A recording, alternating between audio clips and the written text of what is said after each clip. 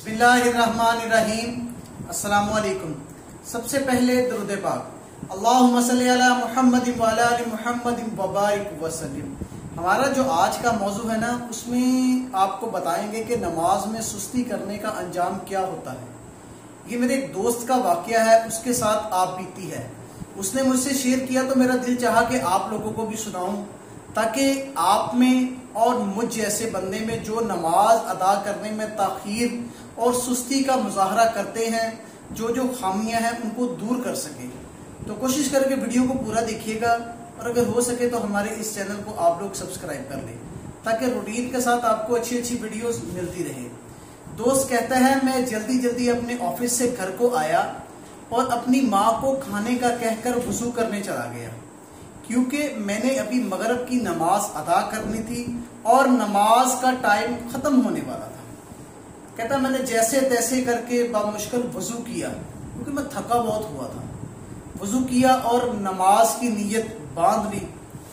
दौराने नमाज बार बार गीली आस्तीन के साथ अपने मुंह को साफ करता रहा, अपनी आस्तीन के साथ अपने गीले मुंह को साफ करता रहा।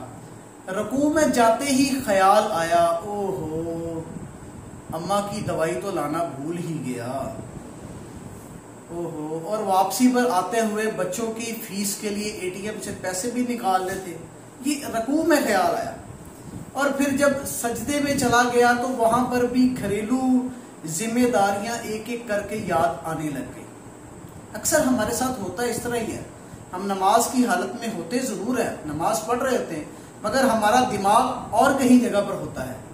तो वो कहता है कि मुझे जिम्मेदारियां याद आने लग गई, तो मैंने एक सजदा मुकम्मल किया, फिर दूसरे सजदे में गया तो थकावट का ये आलम था कि मेरी सजदे में ही आंख लग गई।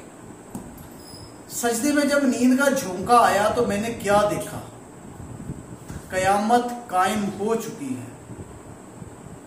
अजीब सा मंजर है, लोगों का शदीद किस्म का हजूम है, हर कोई यहां वहां भाग रहा है और कुछ लोग कागज तकसीम कर रहे हैं। मेरे पास आकर भी एक कागज थमा दिया गया जिस पर मेरा नाम लिखा था। तो मैंने पूछा कि ये क्या है, तो मुझे आगे से जवाब दिया गया कि ये तुम्हारा अमाल नामा है, इसको देखो और वहां सामने जाकर जमा कराओ, जहां पर सब लोग जमा करा रहे हैं। बस फिर क्या था, मैंने वो जमा करवाया और फैसले की घड़ी आन पहुंची। आवाज आई, फुला बिन फुला जन्नत, फुला बिन फुला जन्नत। अब तीसरे नंबर पर मेरा नाम पुकारा गया। दोस्त को सजदे की हालत में ये सारी मामलात नजर आ रही हैं।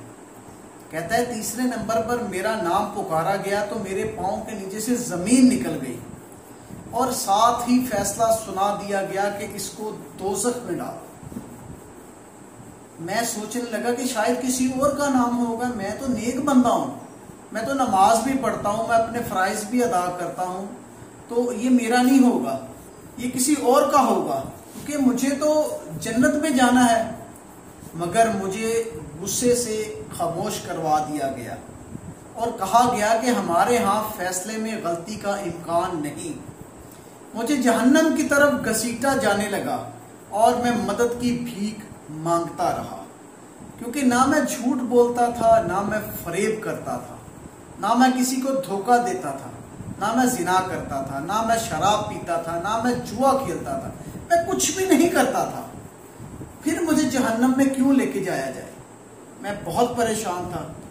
अचानक मुझे अपनी नमाज का ख्याल आया कि मैं नमाज तो जरूर पढ़ता था। नमाज का ख्याल आया, मगर नमाज भी बिल्कुल खामोश खड़ी थी, मेरे सामने खड़ी थी मगर बिल्कुल खामोश। जहन्नुम की आग के शोले मुझसे लिपटने को तैयार थे और जहन्नुम में मुझे धक्का दिया ही जाने लगा था कि अचानक एक सफेद पोश बुजुर्ग ने मेरा हाथ थाम लिया और मुझे जहन्नुम से खींचकर बाहर निकाला। तो मैंने जो डर से कांप रहा था ना, मैंने कांपते कांपते पूछा कि आप कौन हैं और मुझे क्यों बचाए। मैं बहुत परेशान था। کیونکہ انہوں نے مجھے جہنم سے کھینچ کر باہر نکالا تھا. تو کہنے لگے میں تمہاری نماز ہوں. تو مجھے چڑھ غصہ گیا. میں غصے سے چلایا کہ آپ اب آ رہے ہیں جب مجھے جہنم میں ڈالا جا رہا ہے. جب میں جہنم کی طرف جا رہا تھا تو آپ کہاں تھے؟ اگر آپ عین وقت پر نہ آتے تو مجھے آج جہنم میں ڈال دیا جاتا. آپ کو پہلے آنا چاہیے تھا. تو وہ بزرگ کہنے لگے جو نماز تھے، کہنے لگے کہ جیسے تم مجھے تاخیر سے پڑھتے تھے ویسے میں تمہیں تاخیر سے لینے آیا. اگر تم نے مجھے کبھی ٹائم پہ پڑھا ہوتا تو میں تمہیں لینے آتا. نماز کے دوران تمہیں دنیاوی خیالات کا غلبہ رہتا ہے. کبھی اماں کی دوائی اور کبھی بچوں کی فیس کا خیال رہتا ہے.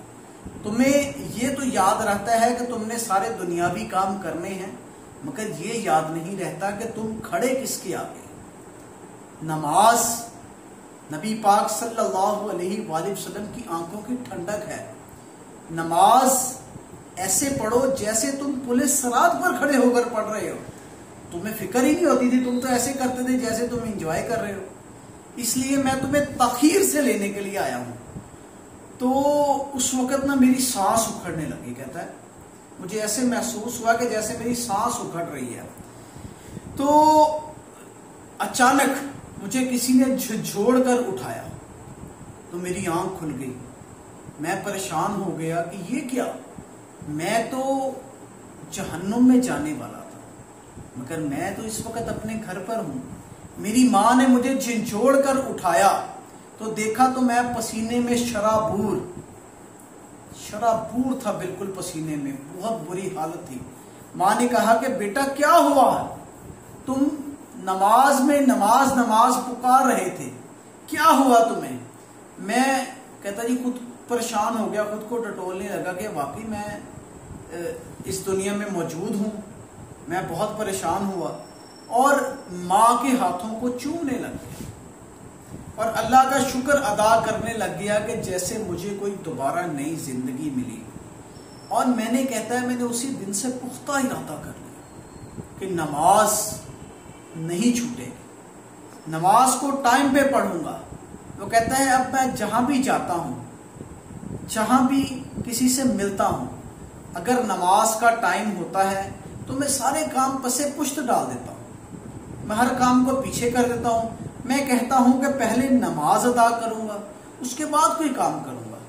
ہر وقت میرے کان نماز کی اذان سننے کو ترستے ہیں کیونکہ اب میں لیٹ نہیں ہونا چاہتا نماز کے لیے. تو دوستو آپ کو اس واقعے سے کیا سبق ملتا ہے؟ ہمیں سبق یہ ملتا ہے کہ نماز دنیا میں سب سے زیادہ ضروری کام نماز ہے. میں اپنے آپ کو بھی کہتا ہوں، میں آپ لوگوں سے بھی ریکویسٹ کرتا ہوں کہ نماز پڑھنے میں تاخیر مت کیا کریں کہ نماز تو پڑھنی ہوتی ہے. نماز ہم مسلمانوں پر فرض ہے مگر ہم آئیں بائیں شائیں کر کے وقت کو گزار دیتے ہیں. ہمیں ایسا نہیں کرنا چاہیے. ہمیں نماز کی پابندی کرنی چاہیے، نماز کو صحیح طریقے سے ادا کرنا چاہیے، نماز کو صحیح وقت پر ادا کرنا چاہیے کیونکہ نماز معاف نہیں ہے.